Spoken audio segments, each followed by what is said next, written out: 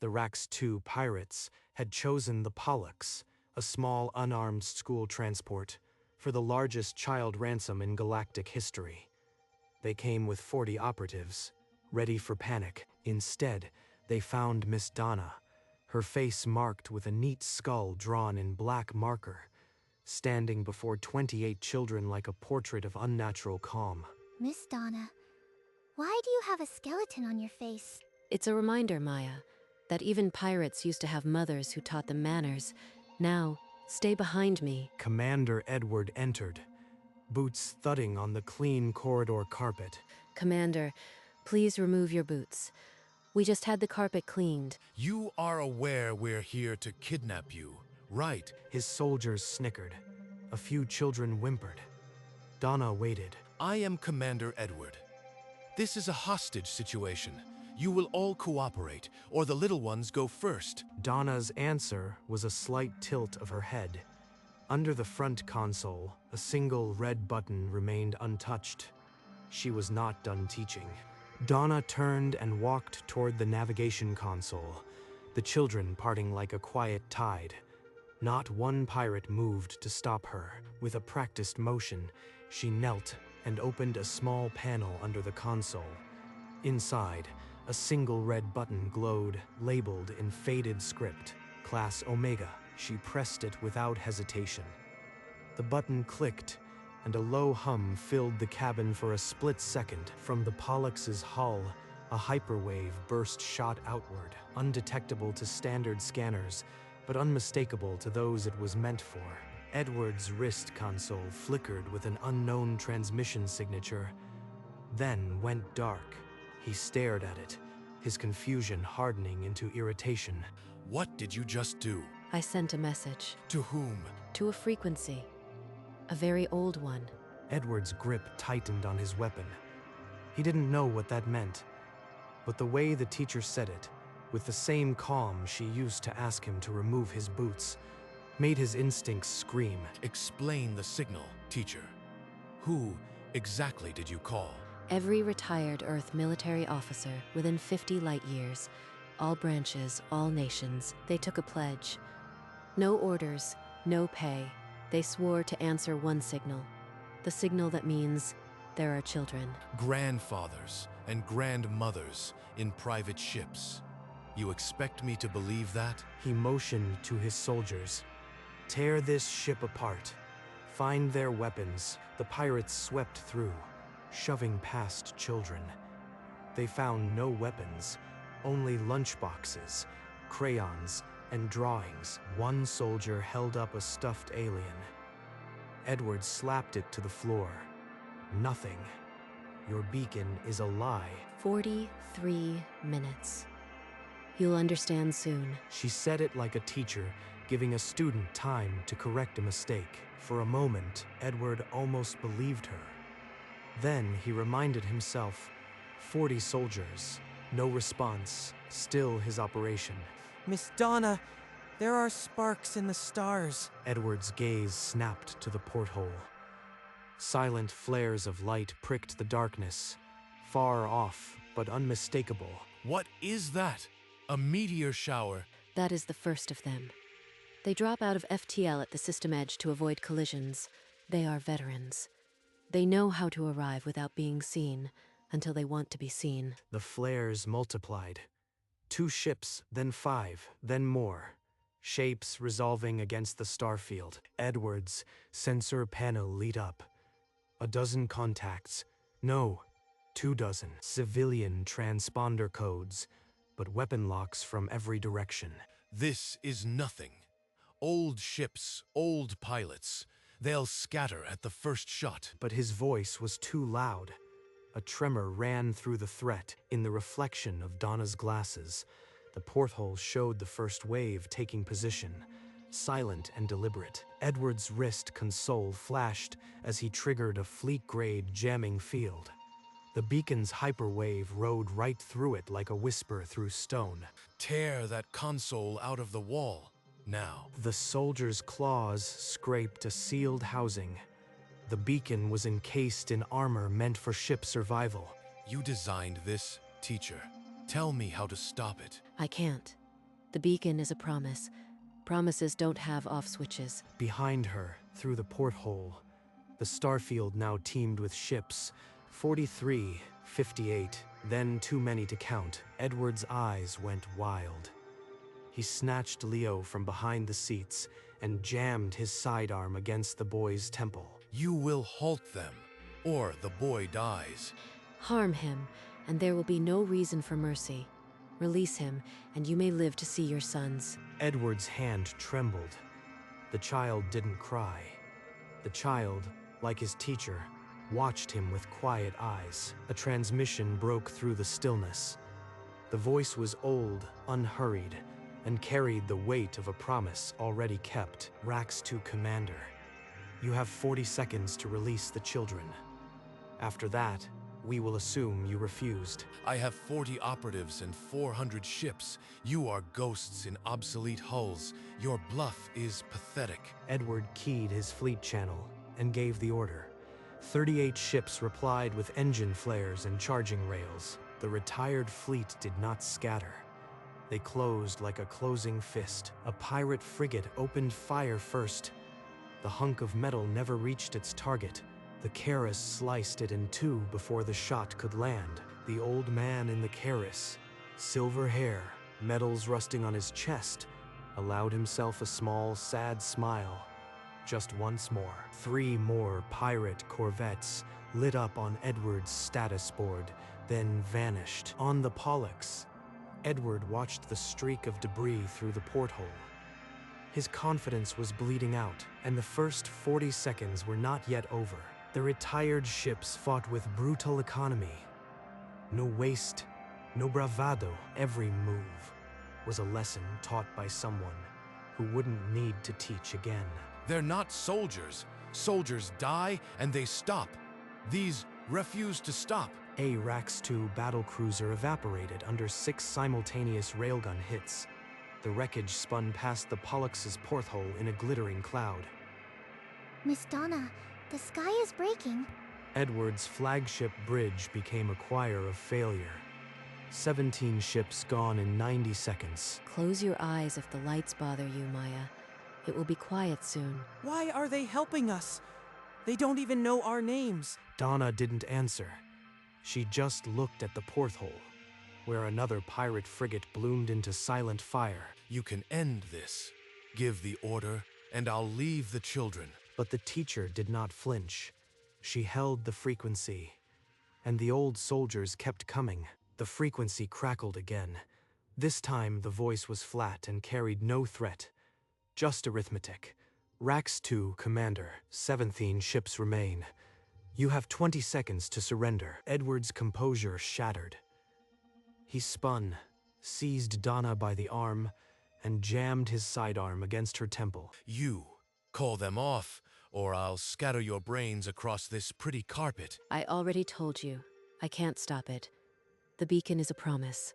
They come. Please don't.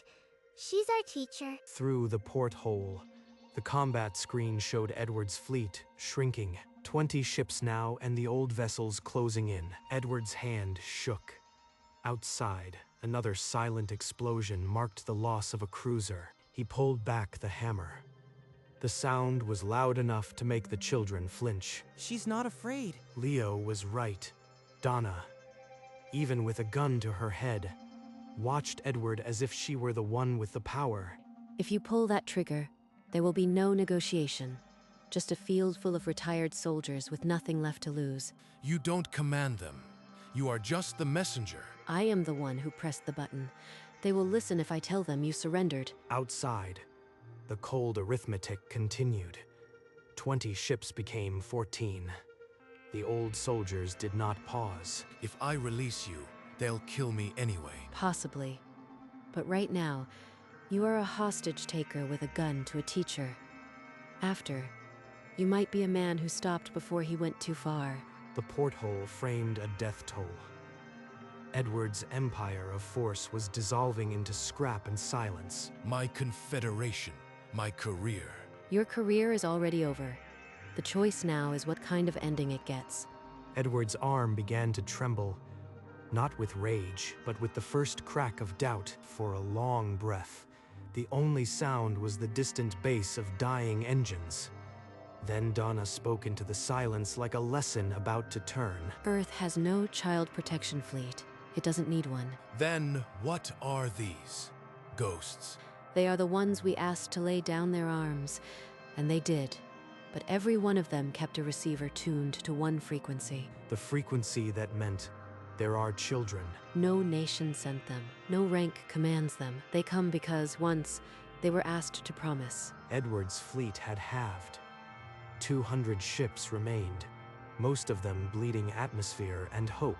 The Rax II Confederation was built on fear.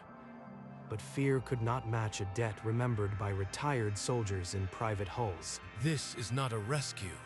This is a reckoning. Donna slowly reached up and lowered his gun. He let her. A flagship twice the mass of the Pollux came apart in a chain of silent blooms. The porthole washed white for an instant. That one was the biggest. Maya pressed her stuffed alien against her face and whimpered. It's okay to be scared, Maya. But I promise you, we are safe. Sam didn't look up. His crayon filled the page with sharp lines and circles. Space battle from a 6-year-old's memory. Zara just watched, tracking every ship with sharp eyes, learning. Miss Donna, are they all going to disappear? The ones that won't stop hurting people. Yes. Outside, the Rax II continued to crumble. Each flash rewrote the sky. Sam's crayon never stopped moving. He drew the old ships as bright triangles, and for the flames he used orange. When he finished, he held it up and smiled. Edward's remaining ships were now fewer than 100. The status board had become a catalog of the dead. All ships, disengage. Repeat, disengage and retreat to Rally Point Delta. But every retreat vector was already plugged by the retired fleet's patient geometry. 4 retreating corvettes found themselves boxed by 3 old freighters that suddenly swung about and fired. They've sealed the jump points. We're trapped. The Rax II command channel filled with the sound of captains who had never needed to say the word help. Edward's holographic fleet display was a field of red. Not one ship remained green. They want no ransom. They want no negotiation. They want extinction. Outside the porthole, the debris field had grown so dense that it started to obscure the stars. And in the quiet, the old soldiers repositioned for the final pass. Listen, children. This is what happens when people remember their promises, even the old ones. What war? What are you talking about? Not your war. Ours. The war that never quite ended for the ones who answered today. But they're old soldiers. They don't even know our names. Why did they come? Because once, someone asked them to protect children, and they still do, no matter what. Edward stared at the teacher, realizing for the first time that her skull paint was not a threat, but a memorial for every soldier who ever came home. Will they be okay? I don't want them to be sad. They will be now. This is how they finish it. This is how they rest. The words hung in the air, incomplete. Edward's confusion deepened, but he didn't speak. Outside, the old ships began their final pass, and Donna turned back to the children, her lesson already moving on. The air in the corridor turned thin. Edward's breathing was shallow, his eyes roaming from the porthole to the children to the sealed console. Then his hand shot out, snatching Leo by the collar and yanking him away from Donna. In a heartbeat, the muzzle was pressed to the boy's temple. Miss Donna? Tell them to stand down, right now, or I kill the boy. For the first time, Donna's calm fractured. A muscle in her jaw twitched, and her hand, steady all this time, trembled. Edward, look at me. If you hurt him, there is no world where you walk out of here alive. I'm already dead. The only thing that matters now is whether I take him with me. You don't have to. Miss Donna said you could still be someone who stops. The pirate commander froze, the child's words landing harder than any railgun. His finger tightened, but didn't squeeze. Outside, the stars were eating his confederation. Inside, a 7-year-old was offering him the only way out. Miss Donna said you would be afraid. She said bullying is just fear looking for a shape. Edward's breath caught. The words were too precise, too calm. The echo of a teacher's lesson. His hand slackened on the trigger. The child wasn't lying, wasn't bargaining. He was simply repeating what he'd been taught. She told you that? Before I even came aboard? She told us before any of this. We're not supposed to be scared because scared people don't learn. And you are the scaredest person I've ever seen. A shudder ran through Edward's arm. Not anger, but the collapse of his entire framework of control. The lesson is almost over, Edward. You can still pass. Outside the porthole, the last Rax-2 heavy cruiser cracked in two. Inside, the pirate commander's weapon began to lower. Leo felt the muzzle leave his skin. He didn't run. He just stood there, watching Edward with the same steady attention he gave his arithmetic. Donna didn't move. She let the quiet do its work. The only teacher strong enough to reach a man who had run out of threats. The ship's intercom crackled with the same old voice, now carrying only arithmetic. Rax-2, Vessel Pollux, your weapon systems are disabled. All remaining fleet elements are neutralized or withdrawing. Edward's arm dropped to his side. The sidearm struck the deck with a dull clack, loud in the sudden stillness. Leo bolted across the carpet and buried his face in Donna's cardigan. Her arms closed around him, tight and immediate. It's over now, sweetheart. You were so brave. Behind them, the other children crept out from the seats. Maya still held her toy, but the whimpering had stopped. The emergency lighting steadied, red bleeding back to warm gold. Through the porthole, the firing had ceased. Edward didn't rise. He stayed on his knees, staring at the deck as if it could swallow him. You'll be taken into custody. I'll tell them. You released the boy. No answer. The pirates' fleet was a graveyard of cold metal. The teacher had delivered her lesson. Donna lifted Leo into her arms and stood. The skull paint was still there. So was her calm. Through the porthole, the last Rax-2 cruiser came apart in a silent bloom. No escape pods launched. The flagship had been dust for minutes. Now even the stragglers were gone. The Confederation was over. A field of wreckage stretched to the stars. Twisted hulls, empty suits. No one had survived. Miss Donna, did they all just die? Is anyone left out there? The hatch, where Edward had entered, was now sealed. Only the scuff of his boot remained on the clean carpet. There's no one left to threaten us, Leo. They made their choice the moment they boarded. Sam held up his drawing. The bright triangles were wrapped in a thick orange circle. A shield, or a hug. Zara didn't look away from the porthole. She was still counting, still memorizing every ship that fell. Outside, the old ships took up a slow, protective orbit. They didn't hail. They just watched, silent as sentinels. Donna lifted Leo, kissed his hair, and turned to her class. 28 faces looked back.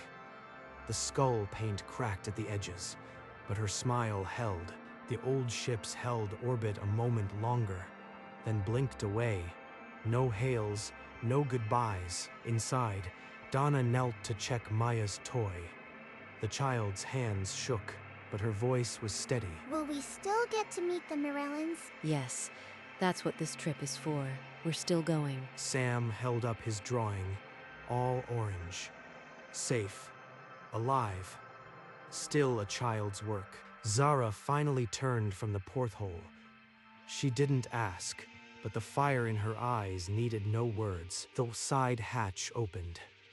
A worn soldier, silver hair, no insignia, took Edward's arm without a word. They shared a glance.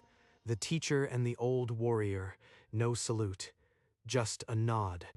Edward didn't resist. He walked out, leaving only a boot print on the clean carpet. Everyone in your seats. We have a schedule, and I believe we've had enough excitement for one field trip. The Pollux resumed its quiet hum toward Myrella. The children, who had been screaming minutes before, now sat like small statues. We still have a cultural exchange to prepare for. Who remembers the traditional Mirellan greeting? A few hands went up, hesitant. Leo's voice, still rough, demonstrated the phrase. Later, in the dim quiet of the forward alcove, Donna pulled up tomorrow's lesson plan on her tablet. From her cardigan pocket, she took out the marker she had used for the skull paint. She uncapped it, and in the margin beside the math problem set, wrote 4 lines. The letters were neat, teacher's cursive, unhurried. She clicked the cap back on and slipped the marker into her pocket. She studied the note for a moment, then closed the tablet and set it aside. She looked up through the porthole. The Myrelin system glowed ahead, busy with civilian traffic, and she smiled. The tablet lay open on her knee. In the margin beside the math problem set, 4 lines of neat handwriting glowed softly. Remember to tell them the war is over. Tell them they can rest now. The note clarified what the children couldn't yet understand. The old soldiers hadn't been protecting them from pirates alone. They had been protecting themselves from ghosts that still haunted them decades after the guns went quiet. The skull paint, neat on Donna's face, was more than a mark of defiance. It was a message to every old warrior who saw it. You are not alone. The class would remember the battle, but the warriors would remember that someone finally told them it was safe to put the weapons down. In the reflection of her glasses, the Morellan system burned a warm gold. Donna picked up the marker once more, then set it down. That note was finished. The lesson would be given tomorrow morning, right on schedule. And when she closed the tablet, the note stayed. A private instruction from a teacher to herself. In the quiet of the forward alcove, the war that had ended a confederation was already forgiven, not by the children, but by the ones who needed forgiveness most. The Pollux docked under a pale gold sun. Myrelin children waited on the platform, antennae twitching with curiosity. Welcome to Mirella, everyone. Let's show them what we learned. They're so sparkly. Do they like to play? She answered herself by taking a Mirellan child's hand. The group dissolved into games and laughter. Later, Sam lay on the grass and drew a picture. Stick figures holding hands under a giant star. Zara drew something else, pointy ships inside a circle. She colored the circle orange. None of the drawings mentioned the morning. No one asked. That evening, Donna pinned the drawings above the seats, next to Sam's bright triangles and Leo's wobbly stars. The parents, who had received the full report, embraced their children and said nothing about the battle. The marker was back in her pocket. The skull paint had been washed away, but the note still waited for morning. Morning on the Pollux came without sirens. The children filed in, their drawings still taped above the seats. Before we start fractions, I have something to tell you. It's a lesson I wrote down. Is it about the old soldiers, Miss Donna? It's about them, and about you. Wars don't have to go on forever. Sometimes it takes a voice to say, enough. Is that why you made the skeleton on your face? To show them they could stop? Partly. I needed them to see a teacher who wasn't afraid, so they could feel brave again, too. She turned the tablet toward them. The note shimmered in the cabin light. 4 lines of teacher's cursive. Remember to tell them the war is over. Tell them they can rest now. She read it aloud. Then she closed the tablet and opened the math problem set.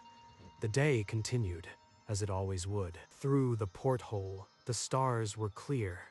The marker lay beside her cardigan, and the note, having been spoken, was finally just words.